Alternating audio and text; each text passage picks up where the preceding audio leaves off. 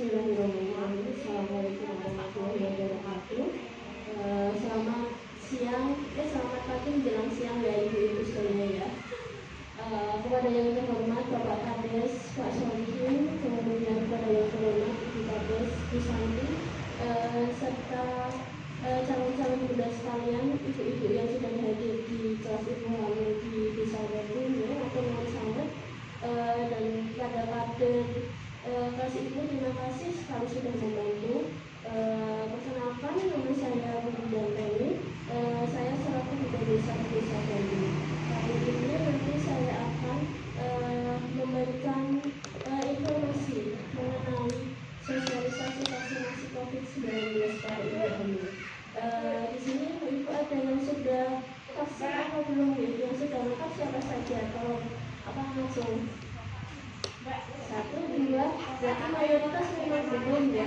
Mungkin ada banyak hal yang mempengaruhi belum melaksanakan vaksin, mungkin karena ada informasi yang belum jelas mengenai vaksin itu sendiri, terus keamanannya aman nggak buat ibu hamil seperti itu. Nanti saya akan paparkan sebetulnya vaksin itu kegunaannya manfaatnya apa sih buat ibu hamil ya. Untuk memulai kegiatan kali ini, mari kita baca dengan bacaan Bismillah dan diberkahi sama Allah dan diberikan kelancaran. Bismillahirrahmanirrahim. Untuk meningkat waktu, saya akan memberikan sosialisasi ya ibu sekalian. Mohon waktunya.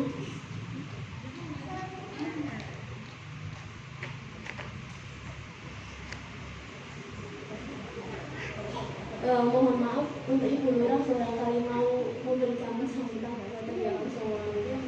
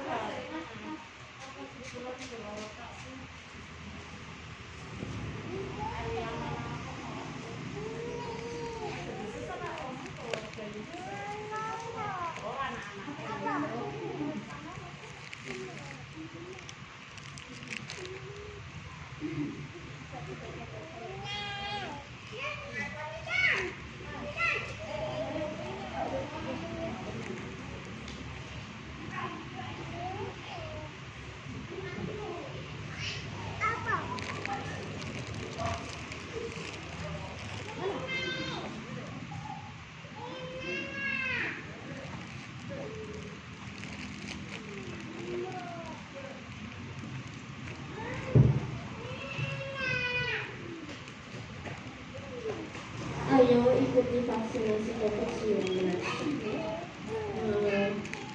Ini mengapa ibu hamil sekarang direkomendasikan untuk mengikuti vaksin itu karena ada sebabnya dulu. Kemarin itu kan banyak sekali ibu hamil yang terkonfirmasi terpapar COVID-19 dan banyak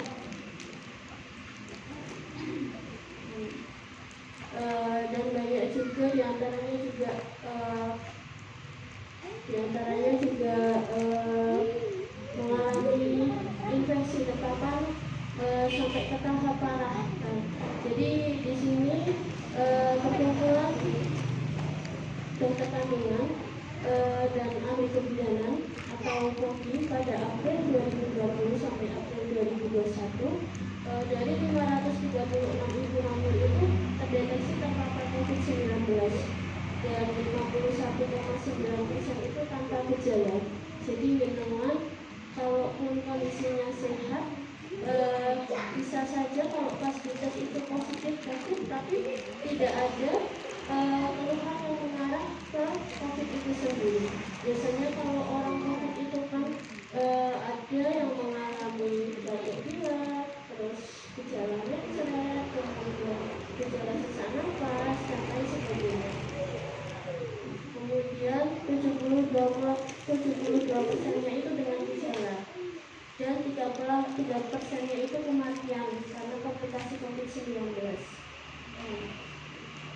Kematian komplikasi COVID-19 ini sebetulnya bisa dialami ibu hamil. Tahun kemarin juga banyak di antara hak di antara ibu hamil juga ada yang terdeteksi COVID dan ternyata sampai ke rumah sakit sudah ditangani, ternyata ya tidak bisa tertolong karena sebetulnya ibu hamil yang berisiko untuk terpapar COVID itu biasanya dia dengan penyerta atau komorbid. Misal ibu hamil itu memang punya riwayat penyakit bawaan seperti jantung atau kurang gizi atau sebagainya kayak gitu. Tapi tidak bisa dijadikan patokan karena ibu hamil yang sehat pun ternyata bisa terkonfirmasi COVID. Seperti pengalaman saya pribadi, teman saya ada salah satu bidan, dia tidak punya komorbid atau penyakit penyerta. Jadi saya tahu kondisi beliau itu betul-betul sehat karena sering bertemu dengan pasien, tidak tahu itu pasien sehat atau tidak. Akhirnya dia terpapar.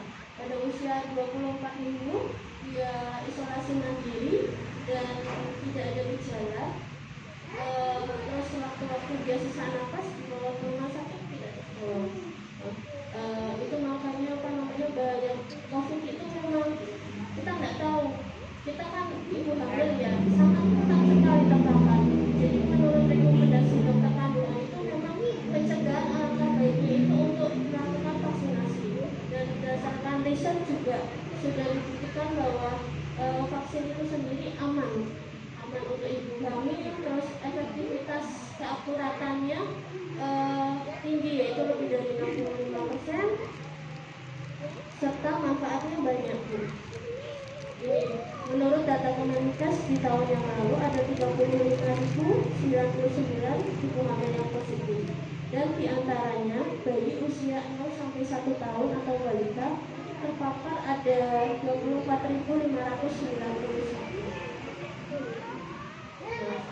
Ini vaksinasi itu adalah upaya kita untuk mencegah terjadinya infeksi COVID ini. POGI atau dokter kandungan, pertemuan dokter kandungan merekomendasikan pemberian vaksinasi COVID-19 untuk ibu hamil, karena ibu hamil itu termasuk kelompok yang rentan sekali terpapar. Pemberian vaksinasi ini juga sudah melalui penelitian sehingga terbukti aman dan efektivitas atau efektivitasnya serta manfaatnya tinggi untuk ibu hamil. Terus setelah divaksin itu sendiri maka akan terbentuk antibodi yang dihasilkan pada ibu.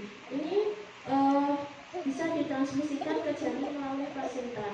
Jadi semisal kayak jenengan ya makan makanan yang bergizi, kemudian nutrisinya tercukupi, itu semua nanti ditransmisikan ke plasenta. Begitu juga vaksin itu sendiri. Sehingga diharapkan vaksin juga memberikan perlindungan kepada janin. Manfaatnya antibodi yang terbentuk sama dengan ibu menyusui. Jadi nggak cuma ibu hamil saja, ibu menyusui juga sekarang direkomendasikan untuk mengikuti vaksin. Kemudian janin dan bayi di dalam kandungan itu juga mendapatkan antibodi. Manfaat selain itu juga dapat mencegah komplikasi kehamilan akibat COVID-19. Biasanya ibu hamil yang terkonfirmasi COVID itu pada kehamilan muda dia berisiko untuk mengalami keguguran, dan pada kehamilan trimester 2 dia berisiko untuk mengalami prematur atau lahir belum waktunya. Kemudian selain itu juga ibu yang divaksin itu aslinya tetap aman dikonsumsi setelah divaksin. Keuntungan vaksin itu lebih besar dari risikonya. Dengan mungkin kalau mengikuti vaksin takutnya ini kalau habis vaksin efek sampingnya apa ya kayak gitu. Aku nanti jangan-jangan saya priang terus kayak gitu. Saya minta ini ya itulah saya minta yang sudah vaksin coba bilang setelah divaksin itu rasanya gimana, terus keluhannya apa keluhannya cuma ringan aja dari area cervical atau sampai ke yang panas tinggi kayak gitu. Kayaknya kalau saya ketemu ibu hamil yang sudah divaksin paling ya bantet-bantetnya dia mengalami reaksi ringan lokal, jadi apa namanya pegal di area suntikan saja, nggak sampai meriang panas tinggi itu insya Allah enggak. Kalaupun meriang badannya nggak enak itu ya paling ya dikasih paracetamol untuk mengurangi, tapi insya Allah tidak ada reaksi yang parah sampai apa namanya berhari-hari sakit kayak gitu ya. Kemudian itu yang sudah divaksin itu nggak ada kaitannya Bu, nggak ada kaitannya sama cacat bawaan pada ibu hamil, tidak ada kaitannya sama keguguran. Karena cacat bawaan itu biasanya karena disebabkan karena genetik. Yang kedua karena dia kekurangan vitamin B12 asam folat. Jadi dengan sekalian ibu hamil itu sangat penting untuk mengkonsumsi vitamin, terutama sebelum hamil juga harus dipersiapkan dengan mengkonsumsi asam folat. Bagusnya ya lebih baik dari ini apa namanya makan makanan, tapi kalau dari suplemen juga bisa. Nah ini di sekitar kita juga kan masih digalakkan kecepatan vaksinasi karena Pemalang itu masih menduduki level 3. Level 3 itu tingkat ketercapaian vaksinnya itu masih rendah, kurang dari 50%. Jadi ini apa namanya PR terbesar. Soalnya menurut penelitian kekebalan imunitas yang terbentuk biar pandemi cepat usai itu paling tidak minimal 70% dari sasaran itu tervaksin. Jadi kalau kita masih kurang, jadi ya mungkin tahun depan baru tercapai karena ini aja kan sudah akhir tahun ya. Nah ini perlu minimal 70% agar terbentuk kekebalan kelompok. Kekebalan kelompok itu berarti semua kalangan masyarakat dari Sabang sampai Merauke itu harusnya tervaksin semua Bu. Ini vaksin itu kegunaannya selain melindungi individu juga dapat melindungi masyarakat sekitar kita, keluarga, masyarakat. Tapi vaksin itu bukan ini apa namanya patokan ya. Selain vaksin juga kita harus menjaga prokes 5M itu sendiri. Jadi dengan semua kan ibu hamil ya harus pakai masker dimanapun berada, kemudian sering cuci tangan, jaga jarak, mobilitasnya juga dikurangi. Kalau tidak penting-penting sekali, nggak usahlah pergi ke tempat keramaian kayak gitu. Kemudian yang kelima itu menghindari keramaian. Nah ini 5M ya harus dijalankan, kemudian juga harus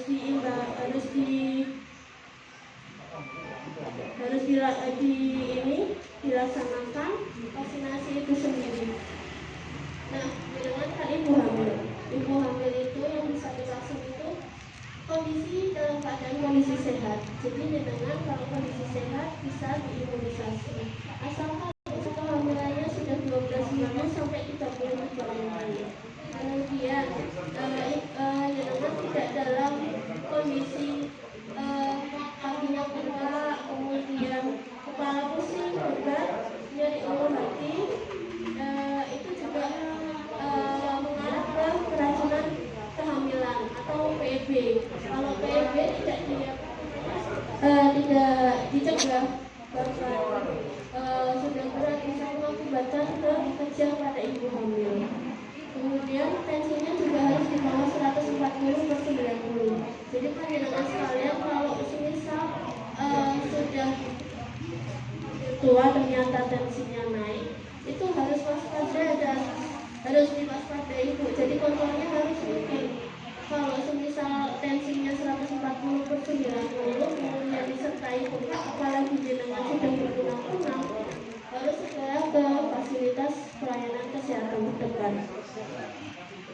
Kemudian jika memiliki riwayat penyakit jantung, diabetes, bisa mengikuti vaksin asalkan itu terkontrol dan kondisinya terkontrol dan jenengan dapat rekomendasi dari dokter. Nah ini vaksin COVID-19 itu terbukti aman. Aman ini artinya tidak mengandung bahan dilakukan. Kemudian efisiensi itu merupakan bagian yang memberikan kekebalan pada orang yang menerima vaksin. Efektif, biaya yang dikeluarkan sebanding dengan dampak positif yang dihasilkan. Kemudian halal, vaksin ini sudah disetujui oleh MUI, kehalalannya berdasarkan fatwa MUI nomor 2 tahun 2021. Nah ini, apa sih resiko jika tidak mendapatkan vaksinasi? Padahal ada beberapa orang yang sehat meskipun tanpa vaksinasi. Okay. Vaksinasi COVID ini bertujuan untuk mengurangi penularan COVID-19, menurunkan angka kesakitan dan kematian, mencapai kekebalan kelompok di masyarakat dan melindungi masyarakat dari COVID-19. Kemudian yang kedua, kekebalan kelompok hanya dapat tercapai apabila cakupan vaksinasi tinggi dan merata di seluruh wilayah. Tapi ini kita masih upayakan karena kita masih pencapaian targetnya masih sekitar, kalau di desa Bodo masih sekitar 60%, kalau Pemalang masih kurang dari 50%. Kemudian upaya pencegahan melalui pemberian program vaksinasi jika dinilai dari segi ekonomi akan lebih hemat biaya apabila dibandingkan dengan upaya pengobatan. Nah, vaksinasi itu tidak menjamin jenengan sekalian tidak terpapar COVID ibu-ibu. Itu merupakan bagian dari ikhtiar kita. Paling tidak kalaupun terpapar, kita tidak mengalami gejala parah, gejala yang mengarah ke keparahan. Paling gejala ringan yang biasa ya. Terus mungkin ibu-ibu sekalian di daerah sekitar sini mungkin kayaknya enggak melihat itu daerah sekitar sini ada yang terpapar ya, tapi jangan jadi patokan karena di daerah kota seperti daerah Bekasi bahkan ada diantaranya di daerah Jogja kemarin bulan Oktober ada PTM, jadi ini kegiatan pertemuan kegiatan belajar mengajar itu juga ada yang terdeteksi terpapar. Jadi COVID itu memang belum hilang, tapi mereda. Mudah-mudahan setelah upaya vaksinasi ini digencarkan, insya Allah sudahlah pandemi, insya Allah tahun depan sudah usai. Kita sudah mulai sampai ini ibu-ibu pinginnya ya pergi nggak pakai masker, tapi apalagi ya memang kondisinya seperti ini ya. Terima kasih atas perhatiannya. Barangkali ada yang ingin ditanyakan dari ibu-ibu semua. Waktu udah tempat, saya persilahkan. Monggo ibu-ibu, barangkali ada yang ingin bertanya. Nanti kalau ada pertanyaan, nanti saya kasih hadiah. Monggo. Barangkali tanya jenis vaksin apa yang aman untuk ibu hamil, terus apa kayak gitu yang ingin ditanyakan, monggo.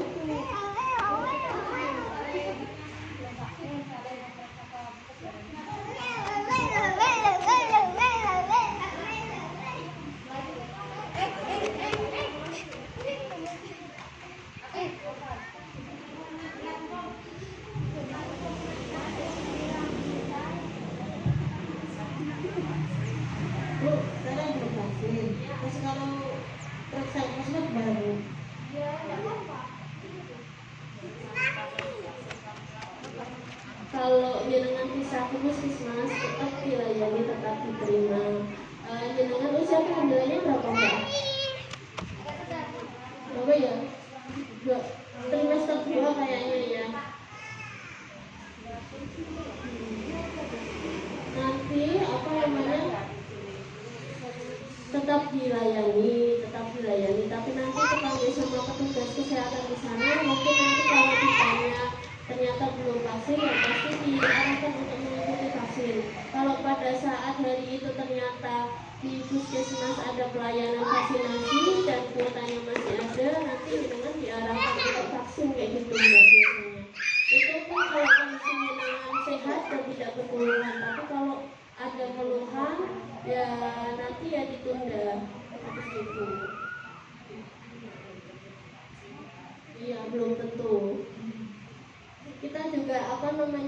menghimbau untuk mengikuti vaksin itu tidak serta-merta memaksa kayak gitu loh Mbak. Jadi harus ada kesadaran dari individu itu sendiri kayak gitu.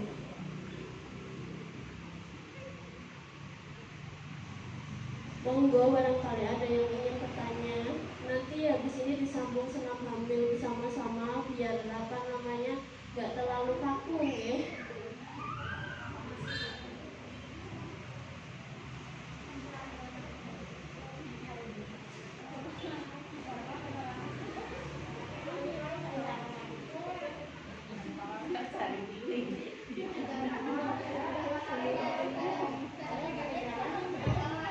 Ini ada hadiah buat nanti adik bayi karena sudah bertanya ya.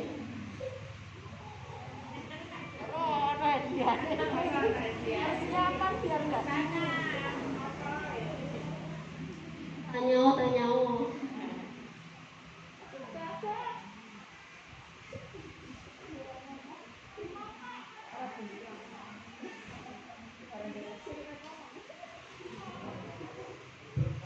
Ini di sini ada yang masih takut buat ikut vaksin apa enggak? Dari hati terdalam coba. Takutnya kenapa? Takutnya kenapa enggak?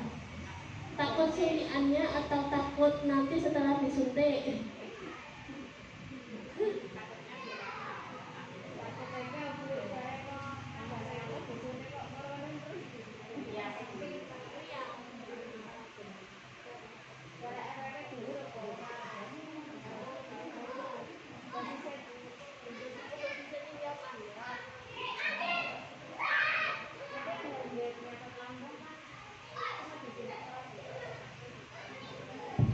Kalau punya penyakit lambung pada saat mengikuti ini disuntik itu kondisinya tidak berkeluhan dan kondisinya sehat ya nggak masalah Mbak.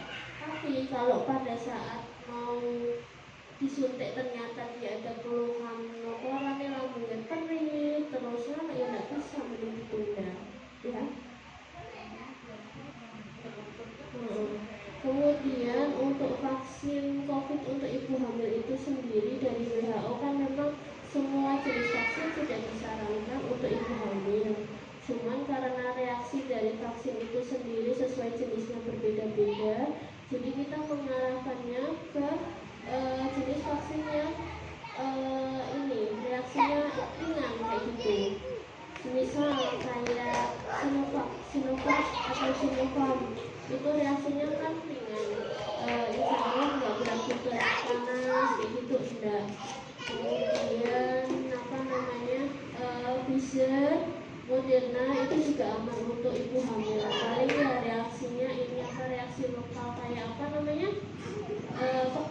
di bagian suntikan.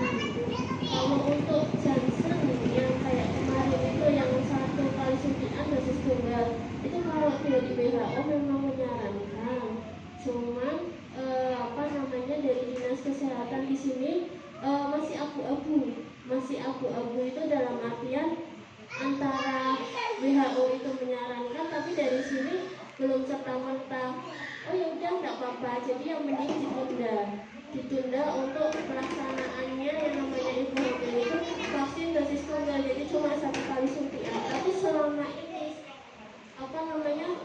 vaksin itu kayaknya insya Allah nggak ada keluhan yang aneh-aneh sampai dilarikan ke rumah sakit meriang panas tinggi kayak gitu enggak ya.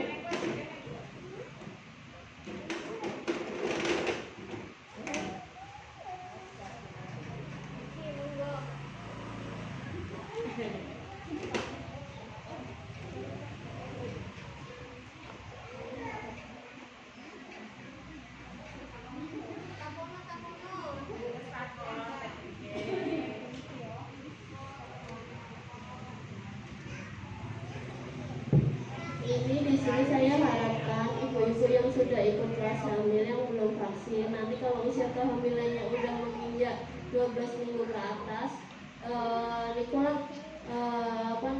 ikut vaksin ya Bu. Kalau memang kondisinya sehat, jangan ditunda-tunda ya. Karena memang di sekitar kita memang tidak ada yang terdeteksi COVID, tapi alangkah lebih baiknya kita berupaya mencegah kayak gitu.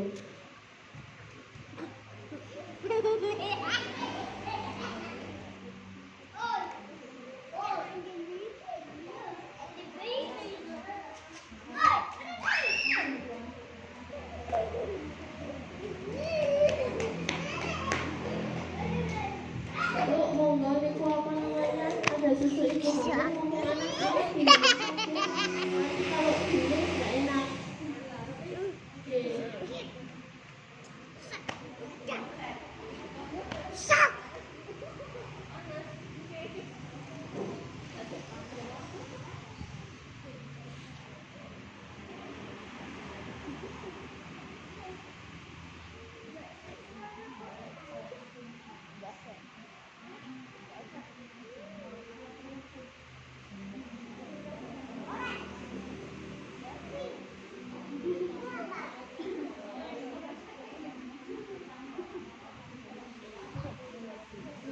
Ini saya sudah memaparkan tentang vaksinasi COVID-19 pada ibu hamil.